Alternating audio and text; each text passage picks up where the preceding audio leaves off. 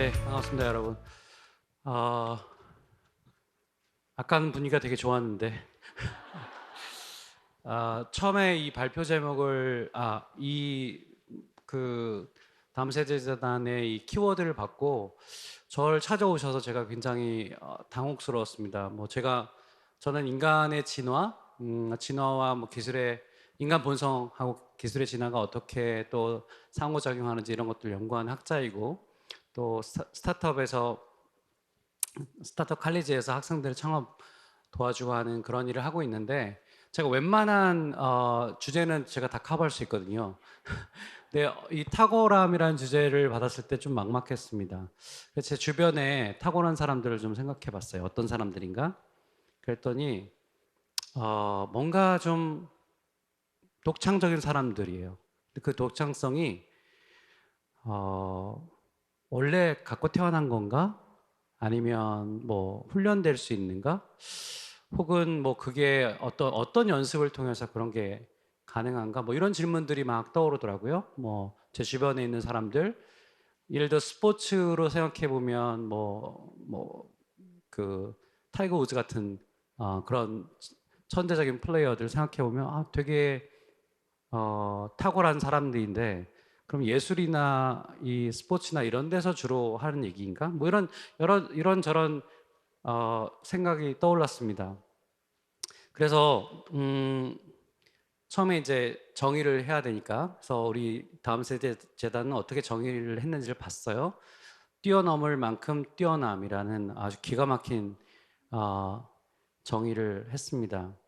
그래서 저는 이제 심리학이나 뭐 인지과학이나 이런 것들을 했기 때문에 이런 분야에서 어떻게 탁월함을 보는지를 한번 봐야겠다라고 생각을 하고, 또 저 나름대로 한번 가설을 가지고 이런 것이 있지 않을까라고 생각을 해봤어요. 그래서 첫 번째 제가 떠올렸던 거는 타고난 재능이 아니라 환경 속에서 스스로를 갱신한 여정이다. 이렇게 한번 생각을 하고 가보기로 했습니다. 그래서 제가 오늘 몇 가지 주제로 조금 나눠서 설명을 해드릴게요. 오늘 아마 가장 딱딱한 시간이 될 수도 있는데, 자, 탁월함이라는 것은 어떻게 만들어지는가, 어디서 나오는가는 어떻게 만들어지는가, 탁월함의 메커니즘, 뭐 이런 거겠죠. 그래서 탁월함의 과학이라고 얘기할 수 있습니다. 특히 심리과학이라고 얘기할 수 있겠죠. 그래서 연구를 보니까 크게 세 가지로 탁월함을 이야기합니다. 첫 번째는 의도적인 연습이라는 거예요. 그냥 연습이 아니라, 여러분 1만 시간의 법칙 다들 아시죠? 그죠? 근데 잘못된 방식으로 1만 시간, 2만 시간, 10만 시간 하면 안 되죠. 자, 골프 예를 들면, 골프에서 열심히 연습장 가서 뭐 2시간 했다, 어제 뭐 3시간 하고 왔는데 왜 이 모양이냐? 잘못된 방식으로 3시간을 했기 때문이죠. 예. 근데 진짜 골프를 잘 치는 프로 선수들 보면 자신만의 드릴이 있어요. 자신만의 연습의 루틴이 있어요. 그죠? 이제 그런 걸 보면 수많은 스포츠나 예술에서 의도된 그런 연습이라고 하는 것은 탁월함, 그 어떤 재능이 아니라 체계적으로 설계된 연습이라는 거죠. 명확한 목표가 있어요. 오늘은 내가 가령 드라이버를 연습을 할 거야. 명확한 목표가 있죠? 200m, 300m 나갈 거야. 여러분들 그 골프를 예를 드니까 여러분 좀 잘못된 것 같기도 합니다. 여러분들 별로 감흥이 없으신데 제가 죄송해요. 제가 다른 예를 들어볼까요? 프리킥을 차는데 프리킥을 차는데 여러분 손흥민 프리킥 보시잖아요. 기가 막히게 구석을 다 찹니다. 그죠? 근데 오늘 내가 한 50m에서 프리킥을 찰 거야라고 하는 목표가 있어요. 골을 넣을 거야. 근데 프리킥을 찼는데 프리킥이 들어갔는지 안 들어갔는지를 우리가 차고 나면 금방 알죠. 그러니까 피드백이 옵니다. 그래서 조금 더 오른쪽으로, 조금 더 왼쪽 발을 활용해서 뭐 이렇게 생각할 수 있어요. 그죠? 근데 만약에 여러분 프리킥을 찼는데 그 결과를 내일 한다고 생각해 보세요. 이런 일이 일어나지 않죠, 현실에서. 자, 근데 우리 현실에서 실제로 이런 일이 많이 일어나요. 그럼 학교에서 교육받다 보면 내가 시험을 봤는데 시험에 대한 피드백이 2달 후에 나옵니다. 이게 지금 우리 교육의 문제이기도 해요. 그러니까 피드백과 평가는 굉장히 다른 건데 어쨌든 즉각적이고 진단적인 피드백이 있어야 됩니다. 그리고 너무 갑자기 어려운 거를 줄 수는 없죠. 적당하게 난이도가 있어야 되고요. 그리고 의식적으로 반복하고 그리고 수정 과정을 통해서 의도적인 연습을 하게 됩니다. 그래서 이거는 일만 시간의 법칙이라고 할 때 시간의 양만을 의미하는 게 아니고 일종의 구조예요, 구조. 집중적이고 의도적으로 잘 설계된 연습을 얘기합니다. 그러니까 지속적인 피드백 루프가 있다는 거예요. 그러다 보면 우리의 강화 학습이 일어나고 그리고 일종의 신경 가소성이 더 생기게 되죠. 처음에는 어렵지만 조금씩 그 단계를 높여가면서 하면서 높은 단계에 이르게 되는 그런 일이라고 볼 수 있습니다. 그래서 탁월함은 첫 번째 주어진 것이 아니고 원래 갖고 태어난 재능이라기보다는 설계 가능한 그런 시스템이다 이렇게 얘기해 볼 수 있습니다. 자, 두 번째는 성장 마인드셋이에요. 이건 뭐 여러분들 너무 잘 아실 겁니다. 자, 마침 지금 이렇게 세 그룹으로 나눠져 있는데, 자, 이쪽 그룹하고 이쪽 그룹을 한번 제가 실험을 한번 해볼게요. 이쪽 그룹은, 이 두 그룹은, 이런 거예요. 그러니까, 고정된 마인드셋을 갖고 있어요. 그러니까, 그건 뭐냐면, 이건 실력의 문제야. 이렇게 생각하는 거죠. 그리고 이건 나는 지금 안 돼. 우린 지금 안 돼. 이렇게 생각하는 거예요. 이게 이제 고정된 마인드셋입니다. 자, 성장 마인드셋은 뭐냐면, 자신의 능력이 고정된 것이 아니라 발전할 수 있다고 하는 그런 믿음이에요. 신념이에요. 이런 사람들은 실패 속에서도 학습을 지속하고 또 결국 더 높은 성취를 이뤄냅니다. 아까 여기 이분들이 이제 고정된 마인드셋을 갖고 있는 사람이라면 이쪽에 예를 들어 성장 마인드셋이 있다고 쳐봅시다. 자, 그런 사람을 우리가 알 수 있어요. 뭐 이렇게 테스트를 해보면 알 수 있어요.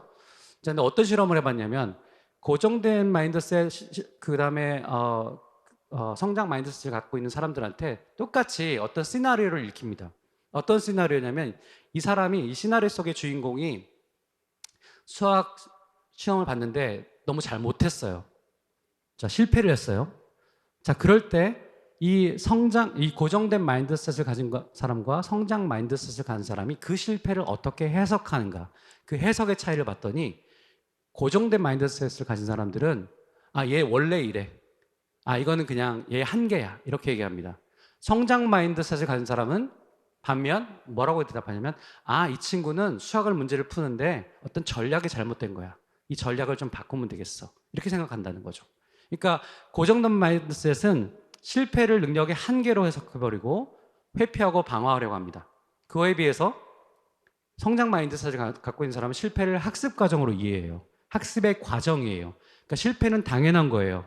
그래서 도전하고 또 회복하려는 그런 마인드셋이라고 할 수 있겠죠. 그래서 이 성장 마인드셋은 지속적인 시도와 회복 탄력성을 높이게 됩니다. 그리고 아까 의도적 연습이 탁월함을 만들어내는 하나의 조건이라고 말씀드렸는데 그것이 작동할 그런 토양을 마련하는 거죠. 자, 세 번째는 이제 동기가 필요합니다. 아까 성장 마인드셋도 필요하고 그 위에서 연습을 열심히 해야겠죠. 의도된 연습. 근데 그게 내가 원하는 게 아니고 내가 정말 하고 싶은 게 아니고 누군가가 계속 그런 걸 주입한다고 생각해 보세요. 그러면 탁월함이 계속될 것인가? 이제 이 질문입니다. 자, 탁월함과 관련해서 이 내재 동기와 관련된 아주 중요한 연구가 있습니다. 이건 자기결정성 이론이라고 하는 건데요. 여러분들 많이 들어보셨을 거예요. 탁월한 수행은 외적 보상이 아니라 내재 동기와 심적 욕구 충족에서 나온다라고 하는 그런 이론입니다.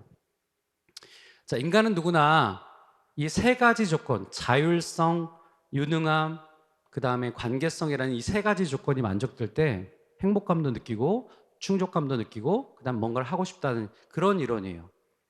제가 그 대기업에 일 잘하는 친구들을 가끔 이제 멘토링을 하다 보면 가끔 이제 친해져가지고 그런 말을 해요. 일도 되게 잘하고 한 30대 중후반 된 직원들이에요. 대기업의 직원들인데 일도 되게 잘하고 그리고 또 뭐 관계도 되게 좋아요. 저한테 근데 어느 날 이런 얘기를 합니다. 교수님, 저 일 잘하는 거 아시죠? 그리고 저 인기도 많은 거 아시죠? 그래. 그러니까 나랑 같이 일하고 있지. 근데 이런 얘기를 합니다. 교수님, 그런데 정말 가능만 하면 다음 주부터 내일부터 회사에 나오고 싶지 않아요. 그렇게 얘기를 하는 사람들이 꽤나 있어요. 그래서 제가 물어봅니다. 혹시 번아웃 된 거 아니야? 전 번아웃은 아닌 것 같은데 정말 힘들어요. 그래서 물어봅니다. 물어보면 결국 하는 얘기가 뭐냐? 자기가 10여 년 동안에 정말 열심히 했고 동료들로부터 사랑받았지만 그 일이 상무님이 시킨 일, 부장님이 시킨 일이라는 거예요. 자기 프로젝트가 한 번도 없었다는 겁니다. 그러니까 인간은 누구나 유능해야지 자기가 인정받는 게 되는 거죠. 그 다음에 관계도 좋아야 돼요. 투명인간 취급받으면 아무리 일을 잘해도 행복할 수 없습니다. 그런데 그 일을 하면서 내가 기계 부품이 아니고 내가 어떤 로봇이 아니라는 생각을 가져야 되잖아요. 근데 우리 기업들이 그렇지 않게 사람들을 쓰는 경우들이 많습니다. 그러니까 여러분 그런 경우 혹시 남 얘기 듣는 것처럼 하시는데, 자, 여러분이 고3 때 여러분들 등 뒤에서 여러분의 부모님이 야, 너 고3인데 이제 공부 좀 해야 되는 거 아니야? 라고 그렇게 잔소리 하실 때 여러분 이제 방에 들어가서 드디어 좀 공부 좀 해보려고 책 좀 보려고 할 때 여러분들 어떤 느낌이셨어요? 뛰쳐나가고 싶죠, 그죠? 네. 그게 모든 인간의 특징입니다. 인간은 일을 하되 내가 이거 일을 하는 내 주체야, 내가 결정한 일이야 라고 하는 그 자율성이 만족되지 않으면 행복함을 가질 수 없고요. 어떤 동기가 생기지 않습니다. 그게 바로 자율성이에요. 그래서 그 욕구가 이 세 가지 욕구가 만족될 때 몰입, 지속학습, 창의적 탐구가 일어난다는 거죠. 인센티브 효과 있습니다. 근데 단기적으로는 효과가 있어요. 정말 탁월함을 만들어내는 것은 집요한 기나긴 여정인데 그걸 만들기 위해서는 이전 것 갖고는 안 된다는 거죠. 왜 그러냐?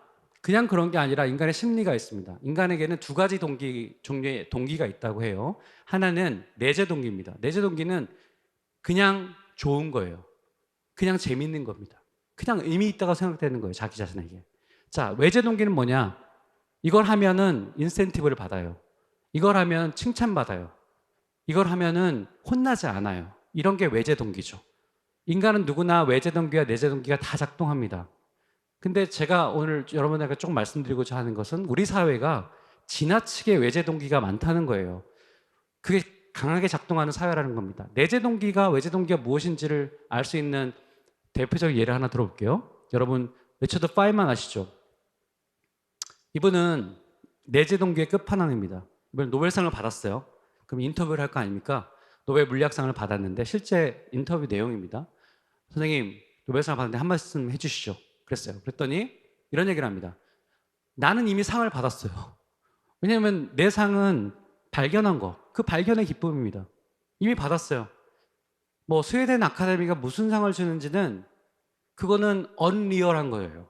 그 영예 뭐 거기서 따라오는 뭐 부상 이런 것들은 나는 잘 모르겠고 언리얼한 겁니다. 나는 이미 상을 받았어요. 라고 하는 거죠.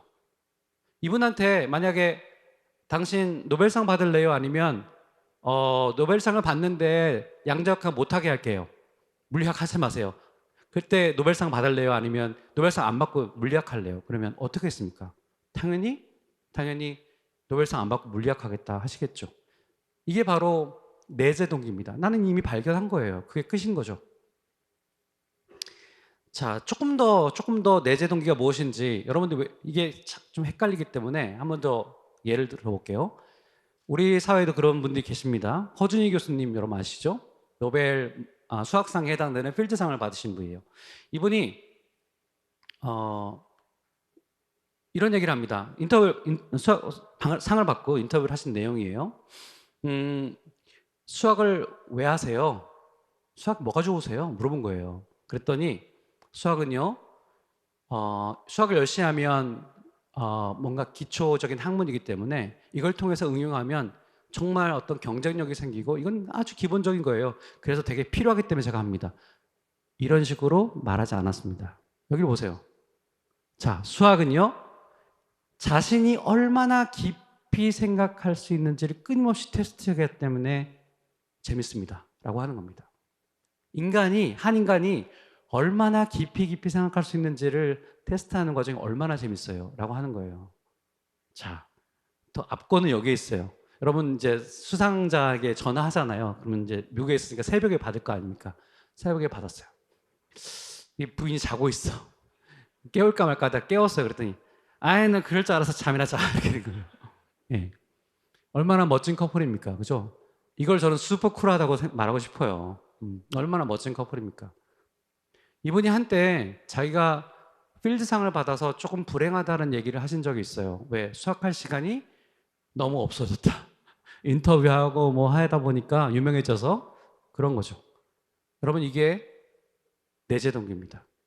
그래서 이 내재 동기는 뭔가 깊이 있는 것을 만들어내요. 내가 정말 하고 싶은 거잖아요. 근데 우리 사회를 봅시다. 왜 우리 사회가 왜 외재 동기가 지나치게 강한 사회인지를 보면, 여기 보시면 우리가 핀란드 같은 나라들과 함께 중학교 전 세계 표준화된 시험들이 있어요. OECD 국가 중에서 늘 3등에서 5등 사이에 아주 탑에 들어있는 나라입니다. 그 결과만 보면 대단하죠. 근데 그 시험에서 질문지 중에서 꼴등하는 항목이 두 가지가 있습니다. 첫 번째는 뭐냐? 당신 너 수학해서 이거 되게 재밌어?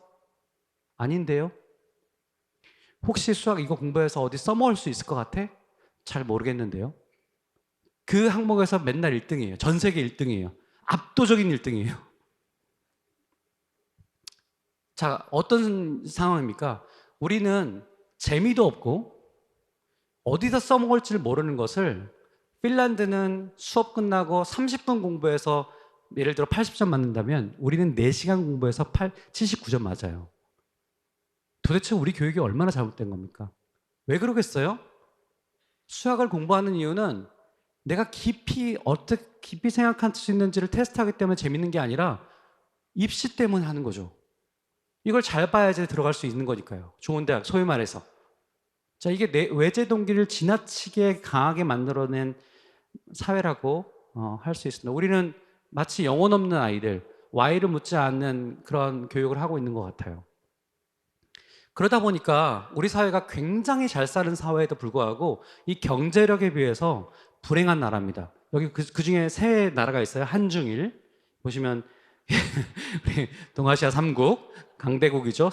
세 나라가 경제력에 비해서 턱없이 행복하지 않은 그런 나라예요. 그래서 행복 연구자들이 연구를 해봤습니다. 왜 도대체 그럴까? 그랬더니 그 이유가 조금 분명해지는 것 같아요. 행복 연구자들에 따르면 행복하려면 개인주의라는 것은 아까 말한 자율성과 아주 밀접히 연관되어 있습니다. 이건 내가 결정한 거다. 이건 이기주의랑 다르죠. 남을 희생시키면서 내가 막 이득을 보는 이기주의라면, 개인주의는 그냥 내가 이걸 결정한 거야 라고 하는 느낌이에요. 그런 감각이에요. 그런 감각이 부족한 나라일수록 행복감이 떨어집니다. 한정일 그런 거예요. 집단주의, 이게 강한 나라죠. 자, 자율성이 훼손된 그런 나라에서 우리가 살고 있다고 합니다. 그래서 노벨상에 대한 두 가지 진실은, 첫 번째, 노벨상은 아무리 훌륭해도 죽은 사람에게는 주지 않는다는 것. 그리고 두 번째가 중요한데요. 그리고 그 말씀을 여러분들 꼭 드리고 싶은 건데, 노벨상은 나는 노벨상을 탈 거야 라고 그 꿈을 얘기하는 사람에게는 절대 주어지지 않습니다. 노벨상은 그냥 재밌어서, 그냥 난 이거 하고 싶어서 열심히 하는 사람들이 어느 날 발견했어요. 그 발견이 너무 훌륭한 발견이었어. 그래서 결과적으로 주어지는 겁니다. 난 노벨상을 탈 거야 라고 생각하는 사람들은 스톡홀름 근처도 가지 못합니다. 이게 탁월함의 비법 중에 하나예요. 탁월함은 내재 동기에서 나온다는 거죠. 자, 그래서 요약을 해보면 탁월함의 과학, 탁월함의 심리과학이겠죠? 탁월함은 어디서 나오는가? 이걸 그냥 우리가 이런저런 얘기가 아니라 실제로 인간의 심리 메커니즘을 밝힌 연구들을 종합해보면 결국 세 가지의 고비라고 얘기할 수 있습니다. 첫 번째는 의도적 연습이죠. 두 번째는 성장 마인드셋, 세 번째는 내재 동기입니다. 이 세 가지가 어우러졌을 때 비로소 탁월함이라는 것이 나오는 조건이 된다. 이렇게 말씀드릴 수 있어요. 왜냐? 이 메커니즘을 보면 결국에는 정교한 그런 루프를 만들게 되죠. 의도적 연습을 한다는 것은. 성장 마인드셋은 결국 실패를 실패에 대한 어떤 해석을 바꾸는 겁니다. 원래 안 돼가 아니고 뭔가 전략이 잘못됐으니까 더 열심히 다른 방향으로 해보자 라고 하는 것이죠. 그 다음에 자기 결정에 있어서 핵심 메커니즘은 결국 잘 안 돼도 안 돼서 내가 좋아하는데 안 되면 다음 트라이를 해볼 수 있죠. 그죠? 다시 한번 내가 정말 오히려 내가 이걸 정말 좋아하나 이걸 정말 가치 있다고 생각하는가를 다시 묻게 만듭니다. 다시 말하면 이 탁월함의 과학의 아주 핵심은 실패에 대한 생각이에요. 모두 다 실패랑 관련돼 있습니다. 일단 정의를 해봤습니다. 그래서 탁월함은 성장 마인드셋 위에서 의도적 연습의 루프가 내재 동기에 의해서 지속되는 여정이다. 이렇게 제가 한번 규정을 해봤습니다. 탁월함의 삼각형이죠.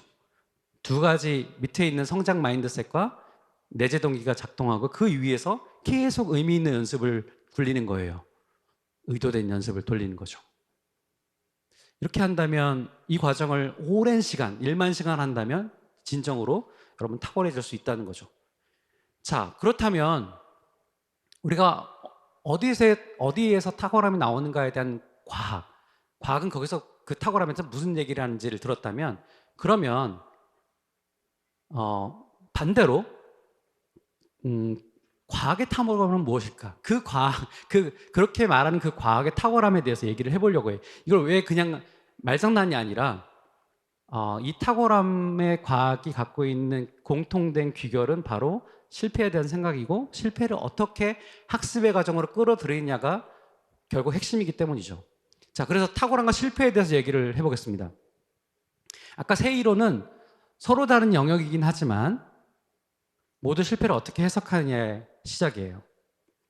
그래서 탁월함은 이렇게 다시 얘기할 수 있습니다. 실패의 관점에서 보면 실패를 학습 루프 안으로 끌어들이는 능력이다. 이렇게 얘기할 수 있어요. 자, 왜냐? 실력 부족이죠? 그러면 학습 루프를 수정합니다. 그 다음에 능력 개발의 과정이니까 전략을 변경해요. 내재 동기의 시험 때니까 다시 한번 내가 정말 좋아하는지, 그 다음에 여기서 잘할 수 있는지를 다시 묻습니다. 이런 방식으로 실패를 학습 루프 안에 끌어오는 얘기라고 할 수 있겠다는 거죠. 그래서 이 탁월함을 실패의 관점에서 생각을 해보면 실패를 피하는 기술이 아니라 실패를 다루는 기술이다. 실패를 허용하는 환경이 매우 중요하다. 전제라는 거죠. 다음 실패라는 것은 끝이 아니라 다음 시도를 위한 데이터다. 이렇게 얘기해 볼 수 있습니다.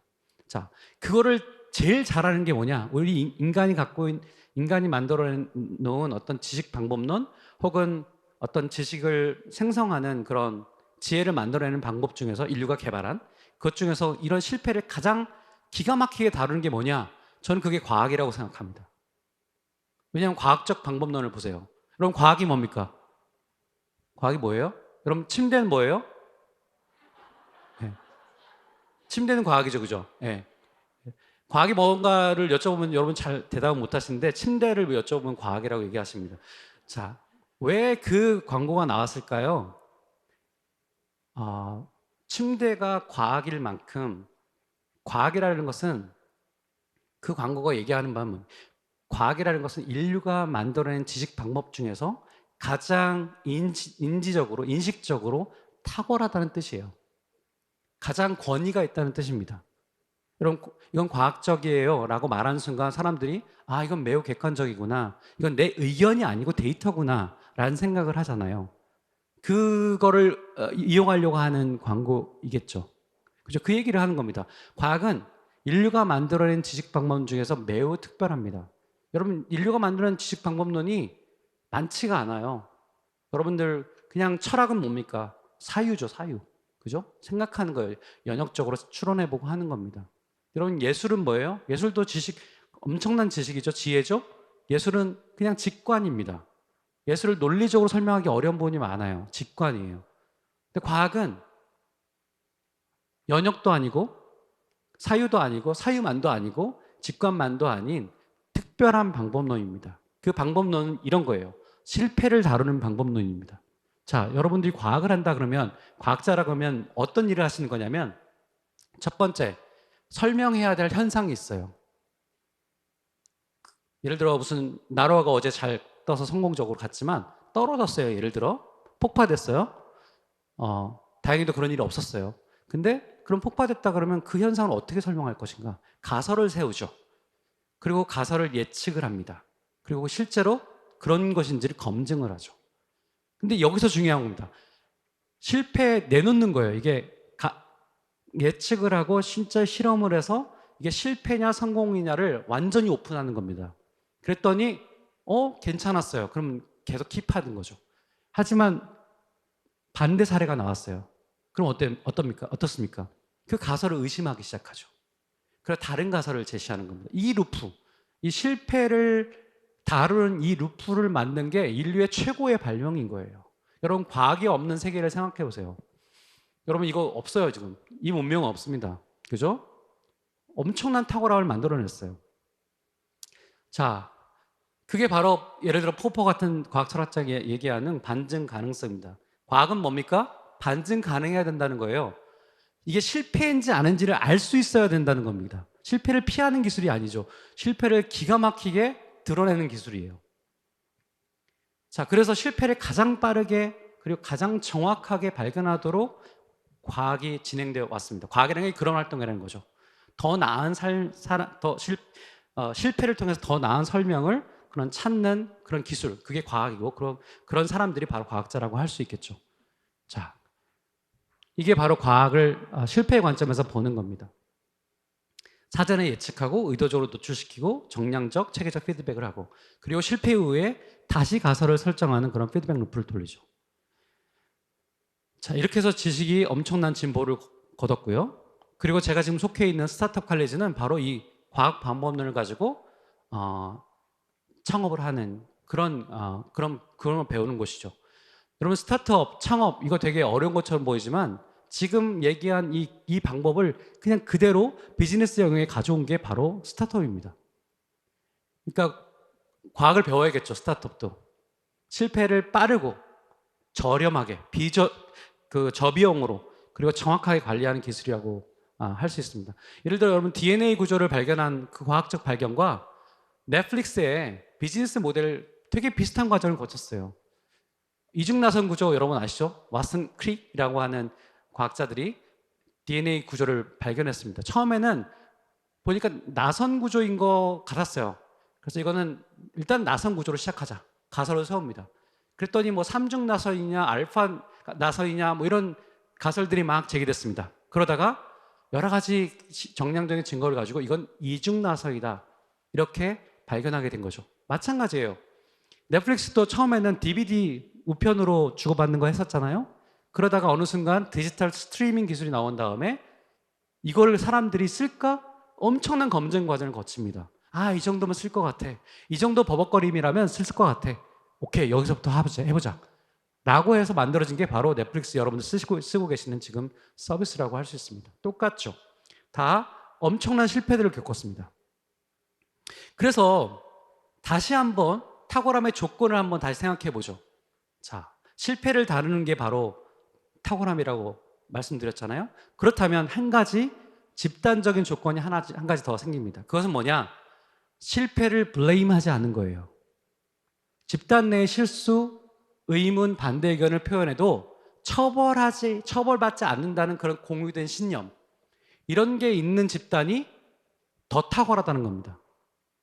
그게 실패를 잘 다루는 것이고 그 실패를 잘 다뤘을 때 정교하고 정확한 솔루션들을 낼 수 있기 때문이죠. 시장이 원하는 걸 낼 수 있기 때문이죠.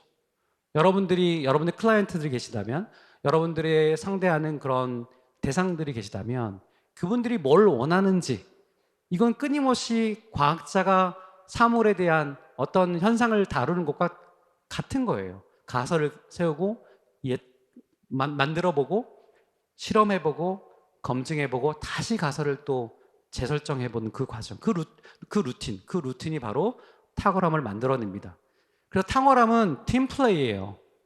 왜냐하면 그런 안전감이, 심리적 안정감이 아니라 안정감이죠. 안전, 세이프티. 그런 안전감이 없는 데에서는 절대로 새로운 시도를 할 수가 없고요. 그리고 실수를 숨기겠죠. 실패를 잘 다루지 못해요. 그래서 바로 탁월함은 바로 팀플레이라고 할 수 있습니다.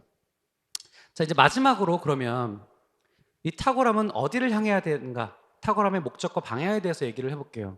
왜냐하면 제가 탁월한, 예를 들면 여러분, 탁월한 학자, 탁월한 예술가, 탁월한 스포츠맨, 이건 다 말이 되는데 탁월한 사기꾼, 좀 이상하잖아요, 그죠?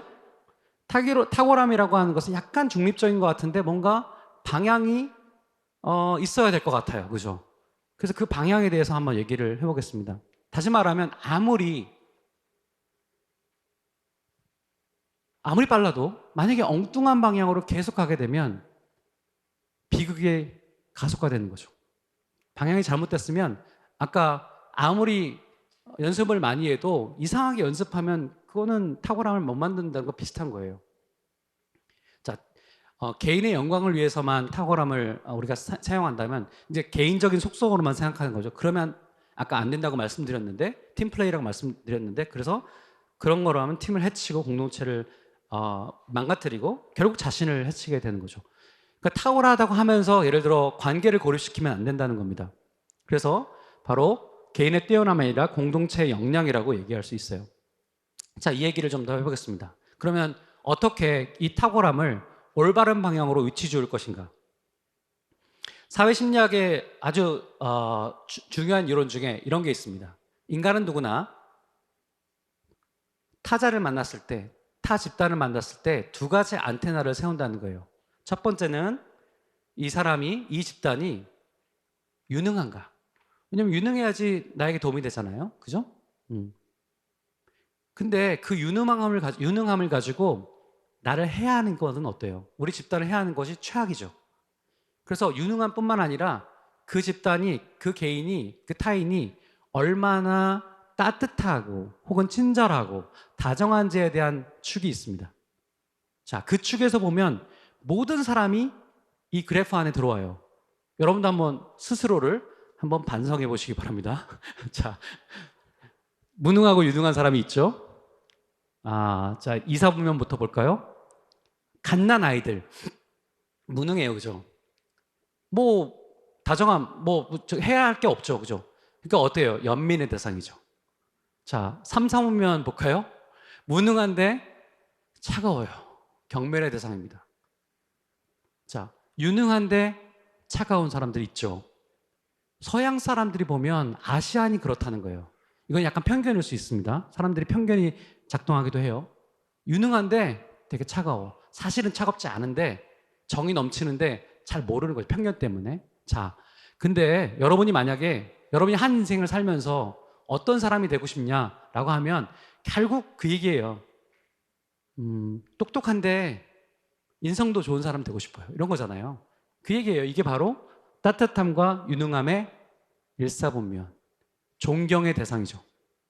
그래서 별로 여기에 사람들이 없는 거죠. 그죠? 어떤 의미에서. 자, 탁월함의 벡터라고 할 수 있어요. 이 탁월함은 어디를 향해야 되는가? 받음을 향해야 될 텐데 그것은 바로 따뜻함 쪽으로 가야 된다는 거죠. 우리 시대의 유능함이라고 하는 걸 보면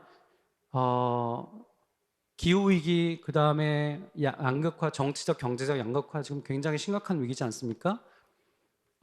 그리고 AI도 지금 한편으로는 우리의 도구이고 파트너이기도 하지만 또 한편으로는 우리 인류에게 정말 득이 될까라고 하는 물음도 있어요. 이런 대전환기를 살고 있습니다. 뭐 항상 대전환기인데 지금 진짜인 것 같아요. 진짜 대전환기 것 같아요. 자, 그때 유능함이란 뭔가? 지금 여러분 컴공과 컴퓨터 사이언스를 대학을 졸업하면 미국 사회에서는 잡잡기가 어렵습니다. 5년 전에는 다 데려갔어요. 모든 기업에. 지금은 잡을 잡기가 어렵습니다. 왜? AI가 다 대체하기 때문이죠. 지금 이런 상황이에요. 그 다음에 지금 기후위기 너무 심각하죠? 우리나라 아까도 말씀 나눴지만 굉장히 양극화도 있고 되게 큰 정치적인 그런 어떤 극우도 있고 여러 가지 문제들이 있습니다. 이런 시대의 유능함이란 무엇인가 고민해 봐야겠죠. 개인 차원에서 또 집단 차원에서.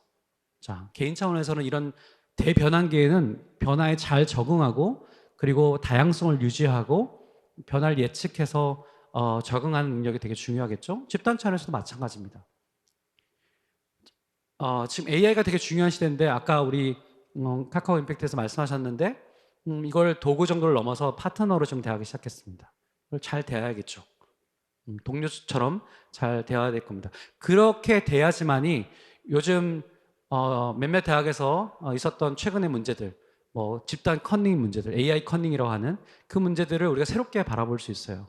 그것은 AI를 파트너로 써야 하는 지금 대학 사회에서 뭔가 교육이 좀 지체되고 있는 현상이라고도 할 수 있겠죠. 자, 그런 일들을 우리가 해나가야 돼요. 제일 중요한 건 따뜻함일 텐데 이 따뜻함을 어떻게 우리가 높여야 될까? 따뜻함은 다정함과 공감력이라고도 얘기할 수 있겠죠. 첫 번째는 우리 시대의 가장 중요한 해결해야 될 문제 중에 하나가 세대 간의 갈등입니다. 뭐 남녀 간의 갈등도 있고 뭐 노사 간의 갈등도 있고 여러 가지 갈등이 있지만 이 어떤 대상들 간의 어떤 집단 간의 갈등이 가장 큰 문제인데 그 갈등을 해결하기 위한 첫 번째는 세대를 잘 이해해야겠죠. 가령 여기 지금 Z세대들이 많지는 않은 것 같습니다. 제가 예. 자, Z세대를 여러분 이해하는 측면에서 쟤네들 왜 그렇지? 예전보다 우리 살기도 좋고 여건도 너무 좋아졌는데 쟤네들 너무 이상해. 너무 뭐가 없어. 뭐 이렇게 얘기합니다. 근데 그들이 왜 그런지를 이해를 해봐야 돼요. 그 중에 하나가 바로 불안세대라는 책에서 얘기하는 Z세대들의 공통된 특징이라는 거죠. 이들은 어렸을 때부터 나가 노는 것이 아니라 휴대폰으로 주로 커뮤니케이션을 했던 세대예요. 휴대폰을 갖고 노는 게 제일 편했던 시대입니다. 여기는 현실 세계에 대한 과잉보호, 가상 세계에 대한 과소보호가 있었던 거죠. 자, 이런 것 때문에 실제로 이게 원인이 돼서 불안 세대, 엄청나게 전 세계적 우리나라를 포함한 말할 것도 없고 전 세계적으로 Z세대에 해당되는 20대 중후반부터 30대 초반 뭐 여기 때에 해당되는 이 전 세계 사람들이 얼마나 멘탈, 정신 건강이 취약해졌는지를 에 대한 데이터들이 많아요. 자, 그들을 이해할 필요가 있습니다. 두 번째는 경쟁에 대한 개념을 바꿔야 되는 거죠. 저는 이제 진화학자니까 경쟁을 되게 중요시합니다. 자, 근데 경쟁이 없었던 시대는 없었어요. 생명의 40억 년에서 경쟁을 빼놓고 얘기할 수는 없습니다. 근데 오직 인간만이 경쟁에 대한 다른 개념을 가질 수가 있어요. 그것은 남들과 하는 경쟁이라는 것은 남들과 하는 비교나 비교 우위가 아니고 자기 자신의 과거화하는 것이라는 개념입니다. 이건 아주 성숙한 경쟁에 대한 개념이고 이건 인간만이 하는 겁니다. 자기의 과거화한다면 여러분 열등감에 빠질 필요도 없고 우월감에 빠질 필요도 없고 얼마나 성장하면서 건강하게 살까요? 북유럽의 사람들이 보통 경제에 이렇게 생각합니다. 자, 우리는 그렇게 경쟁을 생각하지는 않죠. 자, 이게 바로 경쟁에 대한 다른 생각이라고 할 수 있어요. 또 한 가지는 우리 사회를 조금 더 덜 경쟁적이 만들어야 됩니다. 우리 사회가 경쟁적이면 따뜻함은 발휘할 기회가 없어집니다. 여러분 경주마를 생각해 보세요. 이렇게 달리죠. 옆을 못 봐요. 친구가 아파도 친구가 뭔가 되게 힘들어도 우리 사회가 썩어 있어도 그냥 경주마처럼 달리면 못 봅니다. 덜 경쟁적으로 만들어야 돼요. 어떻게 만들까? 우리 정말 고민해야 됩니다. 우리 수도권이 너무 과밀해요. 그냥 경쟁일 수밖에 없어요. 그러니까 여기서 애를 안 낳으니까 반 이상에서 애를 안 낳으니까 지역에서 애를 낳아도 초저출산 문제는 해결될 수가 없어요. 자, 어떻게 하면 지역을 어떻게 클러스터링해서 자족적인 도시군을 만들 것인가 이런 고민해야 됩니다. 그 다음에 저는 이제 이런 연구를 하다 보니까 지금 Z세대들이 얼마나 헬조선이라고 하는지를 이해할 수 있어요. 나이 드신 분들 이해 못 하시는 분들 많습니다. 야, 우리 때보다 훨씬 잘 살게 됐는데 무슨 여기가 헬조선이냐? 근데 생각해 보세요. 우리 때는 100만이 태어나서도 모두 다 똑같이 스카이를 향해서 경쟁하지 않았습니다. 지금 22만 태어나는데 다 유치원 때부터 스카이 경쟁을 하고 있어요. 경쟁의 지각이 훨씬 높습니다. 자, 이걸 어떻게 시간적으로 찢어 놓을 것인가? 이렇게 분배할 것인가? 이런 문제. 우리 인류는 영장류 중에서 진짜 기가 막히게 우리 인간만 애가 나오잖아요? 그럼 애를 너도 한번 안아봐 라고 주는 유일한 종입니다. 침팬지나 오랑우탄, 고릴라는 절대 이런 일을 하지 못해요. 그러니까 우리 인간이 이렇게 파퓰레이션이 커진 이유 중에 하나는 우리가 그렇게 우리 애를 남과 함께 길렀기 때문입니다.